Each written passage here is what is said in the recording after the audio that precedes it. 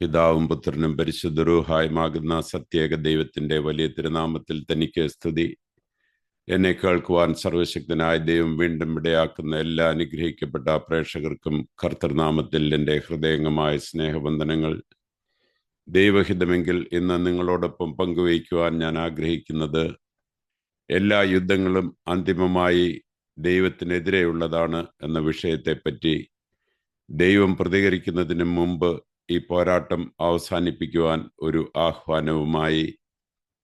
പ്രിയ സഹോദരങ്ങളെ, ഇന്നത്തെ ലോകത്തിലേക്ക് നോക്കുമ്പോൾ യുദ്ധങ്ങൾ, സംഘർഷങ്ങൾ, പ്രകോപനങ്ങൾ, രക്തച്ചൊരിച്ചിൽ നമ്മൾ വിചാരിച്ചേക്കാം രാജ്യങ്ങൾ തമ്മിലാണ് പോരാടുന്നതെന്ന്.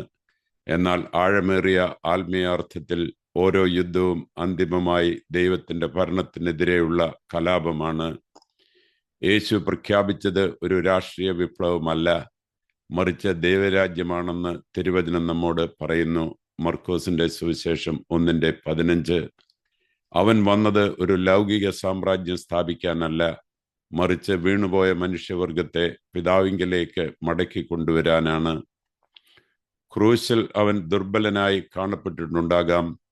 ആണിയടിക്കപ്പെട്ടും രക്തത്തിൽ കുളിച്ചും തിരസ്കരിക്കപ്പെട്ടും പരിഹസിക്കപ്പെട്ടും ആത്മീയമായി അന്ധത ബാധിച്ച ഒരു ലോകത്തിന് അവൻ തോറ്റുപോയവനായി തോന്നിയിരിക്കാം. എന്നാൽ ഞാൻ തന്നെ വഴിയും സത്യവും ജീവനുമാകുന്നു, യോഹന്നാൻ 14:6 എന്ന് പ്രഖ്യാപിച്ചവൻ ഒരിക്കലും ഒരു യുദ്ധത്തിലും തോറ്റിട്ടില്ല. അവൻ പാപത്തെയും മരണത്തെയും ജയിച്ചു. അവൻ ഉയർത്തെഴുന്നേറ്റ് പിതാവിന്റെ വലത്തുഭാഗത്ത് ഇരിക്കുന്നു. എബ്രായർ 1:3. ലോകം അത് അംഗീകരിച്ചാലും ഇല്ലെങ്കിലും അവൻ ഇന്നും വാഴുന്നു. ക്രിസ്തു തന്റെ അധികാരം തെളിയിക്കുമോ എന്നതല്ല ചോദ്യം, മറിച്ച് ന്യായവിധി വരുന്നതിന് മുൻപ് മനുഷ്യവർഗം അവനോടുള്ള പോരാട്ടം നിർത്തുമോ എന്നതാണ്. യേശു വന്നത് ഒരു മതം തുടങ്ങുവാനല്ല. ചരിത്രപരമായി യേശു 1-ാം നൂറ്റാണ്ടിലെ യഹൂദ മതത്തിൽ ഒരു റാബായിയായാണ് ജീവിച്ചതും ശുശ്രൂഷിച്ചതും. അവൻ ദൈവരാജ്യം പ്രഖ്യാപിച്ചു, ന്യായപ്രമാണം പൂർത്തിയാക്കി. അനുഷ്ഠാനങ്ങളെക്കാൾ കരുണയ്ക്കാണ് അവൻ മുൻഗണന നൽകിയത്. മത്തായിയുടെ സുവിശേഷം 9:13. ഒരു ഘടനാപരമായ മതം എന്ന നിലയിൽ ക്രിസ്തുമതം പിന്നീട് അപ്പോസ്തലന്മാരിലൂടെ വികസിച്ചതാണ്. എന്നാൽ ക്രിസ്തുവിന്റെ ദൗത്യം കേവലം മതപരമായ സ്ഥാപനങ്ങൾക്ക് അപ്പുറമായിരുന്നു. അവൻ വന്നത് പാപത്തിലും മരണത്തിലും കുടുങ്ങിക്കിടക്കുന്ന മനുഷ്യരെ രക്ഷിക്കാൻ. ലൂക്കോസ് 19:10. നമ്മെ ദൈവവുമായി അനുരഞ്ജിപ്പിക്കാൻ. 2 കൊരിന്ത്യർ 5:18-19 വാക്യങ്ങൾ. അവന്റെ രക്തത്തിലൂടെ പുതിയതും ജീവനുള്ളതുമായ ഒരു വഴി തുറക്കാൻ. എബ്രായർ 10:20 പ്രഖ്യാപിക്കുന്നത് പോലെ അവൻ തന്റെ ശരീരമെന്ന തിരശ്ശീലയിൽ കൂടി നമുക്കായി പ്രതിഷ്ഠിച്ച പുതിയതും ജീവനുള്ളതുമായ ഒരു വഴിയിലൂടെ അവൻ നമ്മുടെ മഹാപുരോഹിതനാണ്.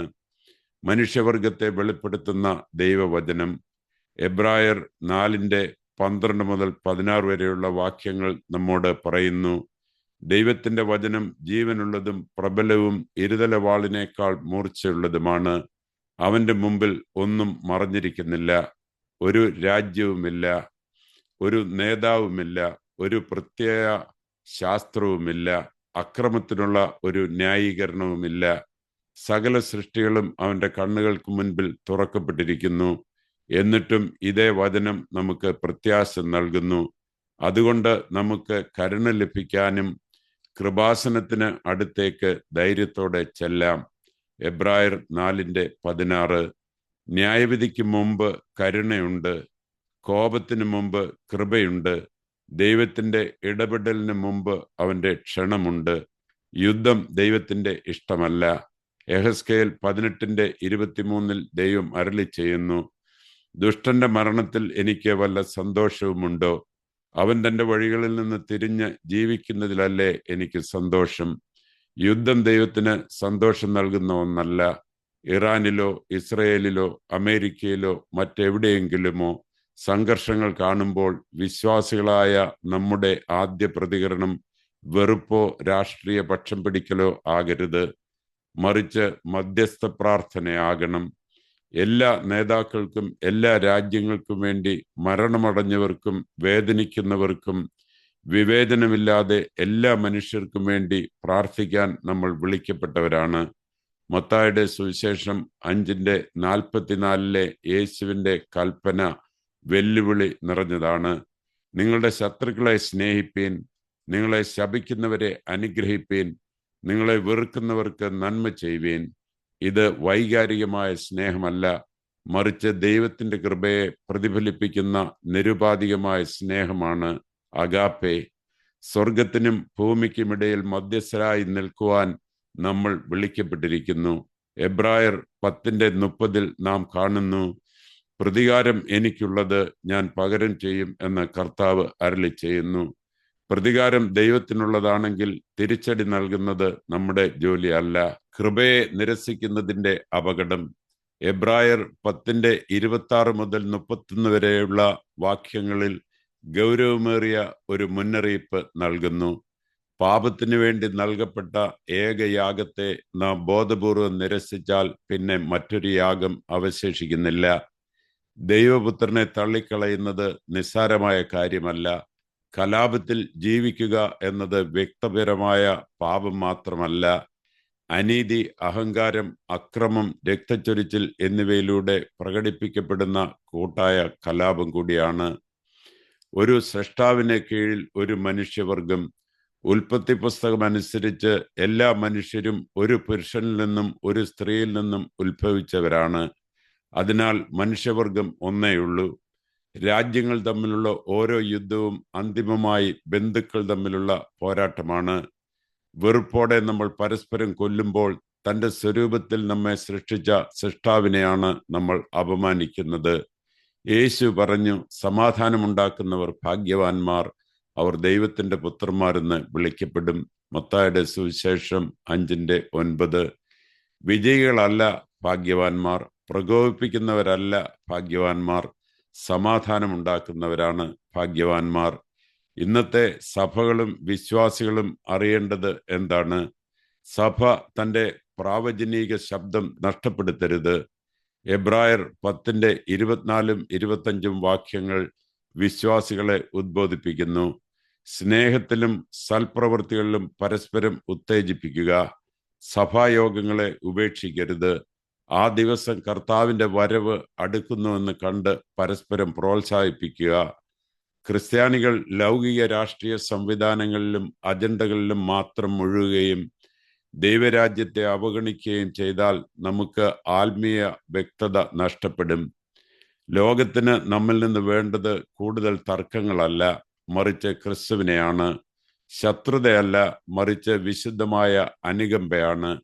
അഹങ്കാരമല്ല, മറിച്ച് പ്രാർത്ഥനയിലെ കണ്ണുനീരാണ്. നമ്മുടെ ഹൃദയത്തിൻ്റെ നിലപാടും പ്രതികരണവും എന്തായിരിക്കണം? ഇന്നത്തെ നേതാക്കൾ പ്രകോപനത്തോടെയും അഹങ്കാരത്തോടെയും സംസാരിക്കുമ്പോൾ നമ്മൾ ക്ഷമയോടും കരുണയോടും കൂടി പ്രതികരിക്കണം. അത് ബലഹീനതയല്ല, വിട്ടുവീഴ്ചയല്ല, മറിച്ച് ക്രിസ്തുവിനെ പോലെയുള്ള കരുത്താണ്. സങ്കീർത്തനം 50:5 പറയുന്നു, യാഗം കഴിച്ച് എന്നോട് നിയമം ചെയ്തവരായ എൻ്റെ വിശുദ്ധന്മാരെ എൻ്റെ അടുക്കൽ കൂട്ടുവീൻ. സങ്കീർത്തനം 150:6 വാക്യം പ്രഖ്യാപിക്കുന്നു, ജീവനുള്ളതൊക്കെയും യഹോവയെ സ്തുതിക്കട്ടെ. ദൈവം ന്യായവിധിയുമായി എഴുന്നേൽക്കുന്നതിന് മുൻപ് മനുഷ്യവർഗം വിനയത്തോടെ മുട്ടുമടക്കട്ടെ. ദൈവം ഇടപെടുന്നതിന് മുൻപ് യുദ്ധം അവസാനിപ്പിക്കുക. എല്ലാ യുദ്ധങ്ങളും അന്തിമമായി ദൈവഭരണത്തിന് എതിരെയുള്ളതാണ്. എന്നാൽ കരുണയുടെ വാതിൽ ഇപ്പോഴും തുറന്നിരിക്കുന്നു. നമ്മുടെ മഹാപുരോഹിതനായ ക്രിസ്തു നമ്മുടെ ബലഹീനതകളെ മനസ്സിലാക്കുന്നു. എബ്രായർ 4:15. അവൻ നമ്മെ കൃപാസനത്തിലേക്ക് ക്ഷണിക്കുന്നു. ഓരോ വിശ്വാസിയും പക്ഷപാതമില്ലാതെ എല്ലാ രാജ്യങ്ങൾക്കും വേണ്ടി പ്രാർത്ഥിക്കുക. വെറുപ്പിനെ നിരസിക്കുക. ദൈവരാജ്യം പ്രഖ്യാപിക്കുക. അനുരഞ്ജനത്തിൻ്റെ സ്ഥാനാപതികളായി ജീവിക്കുക. ദൈവം തൻ്റെ നീതിയിൽ പ്രതികരിക്കേണ്ടി വരുന്നതിന് മുമ്പ് നമുക്ക് നമ്മുടെ കലാപം അവസാനിപ്പിക്കാം. നമുക്ക് പ്രാർത്ഥിക്കാം. ഞങ്ങളുടെ കൃപാലുവായ സ്വർഗസ്ഥ പിതാവേ, അങ്ങ് രാജാതിരാജാവും കർത്താതി കർത്താവുമാകുന്നു. രക്തച്ചൊരിച്ചിൽ അങ്ങ് ആനന്ദിക്കുന്നില്ല. അങ്ങ് കരുണയും മാനസാന്തരവും ജീവനും ആഗ്രഹിക്കുന്നു. യുദ്ധം നടക്കുന്ന ഓരോ രാജ്യത്തെയും ഞങ്ങൾ അങ്ങയുടെ മുമ്പിൽ സമർപ്പിക്കുന്നു. നേതാക്കൾക്കും സൈനികർക്കും സാധാരണക്കാർക്കും മുറിവേറ്റവർക്കും ദുഃഖിക്കുന്നവർക്കും വേണ്ടി ഞങ്ങൾ പ്രാർത്ഥിക്കുന്നു. ഇറാൻ, ഇസ്രയേൽ, അമേരിക്ക തുടങ്ങി സംഘർഷഭരിതമായ എല്ലാ ദേശങ്ങൾക്കും വേണ്ടി ഞങ്ങൾ അപേക്ഷിക്കുന്നു. മനുഷ്യവർഗത്തിന്റെ അഹങ്കാരവും വെറുപ്പും കലാപവും ക്ഷമിക്കണമേ. അങ്ങയുടെ ജീവനുള്ള വചനത്താൽ ഞങ്ങളുടെ ഹൃദയങ്ങളെ തുളയ്ക്കണമേ. അസത്യമായവയെ വെളിപ്പെടുത്തണമേ. തകർന്നു പോയവയെ സൗഖ്യമാക്കണമേ. ദൈവമായ കർത്താവായ യേശുവേ, ഞങ്ങളുടെ മഹാപുരോഹിത, അങ്ങ് മനുഷ്യ സഹജമായ ബലഹീനതകളെ അറിയുന്നുവല്ലോ. കൃപാസനത്തിലേക്ക് ധൈര്യത്തോടെ കടന്നു വരുവാൻ ഞങ്ങളെ പഠിപ്പിക്കണമേ. ഞങ്ങളെ സമാധാന ദൂതന്മാരും മധ്യസ്ഥ പ്രാർത്ഥനക്കാരും ആക്കണമേ. ന്യായവിധി വരുന്നതിന് മുമ്പ് കരുണ വിജയിക്കട്ടെ. പ്രതികാരം സംസാരിക്കുന്നതിന് മുൻപ് മാനസാന്തരം ഉയരട്ടെ. യുദ്ധം മുറുകുന്നതിന് മുൻപ് ഹൃദയങ്ങൾ കീഴടങ്ങട്ടെ. ജീവനുള്ളതൊക്കെയും അങ്ങയെ സ്തുതിക്കട്ടെ. അങ്ങയുടെ വിശുദ്ധന്മാരെ ഒരുമിപ്പിക്കണമേ. ഞങ്ങളുടെ ഹൃദയങ്ങളിൽ അങ്ങയുടെ രാജ്യം സ്ഥാപിക്കണമേ. ദൈവമായ കർത്താവെ, നീ അനുഗ്രഹിക്കുന്നവനും അധികം അനുഗ്രഹമുള്ളവനും ഞങ്ങളെ കാത്തുരക്ഷിക്കുന്നവനും ആകയാൽ സൃഷ്ടിക്കുന്നവനായ ഞങ്ങളുടെ കർത്താവ് ഈശോ മിശിഹാ, നിനക്കും ഞങ്ങളുടെ രക്ഷയ്ക്കായി നിന്നെ അയച്ച പിതാവിനും ശുദ്ധമുള്ളതിൻ്റെ റൂഹായിക്കും സ്തുതിയും വന്ദനവും ഇപ്പോഴും എപ്പോഴും എന്നും എന്നേക്കും യോഗ്യമാകുന്നു. പിതാവിൻ്റെയും പുത്രൻ്റെയും പരിശുദ്ധാത്മാവിൻ്റെയും അതിപരിശുദ്ധമായ നാമത്തിൽ തന്നെ. ദൈവം നിങ്ങളെ എല്ലാവരെയും അനുഗ്രഹിക്കട്ടെ എന്ന് പ്രാർത്ഥിച്ചുകൊണ്ട് നിർത്തുന്നു. ആമേൻ.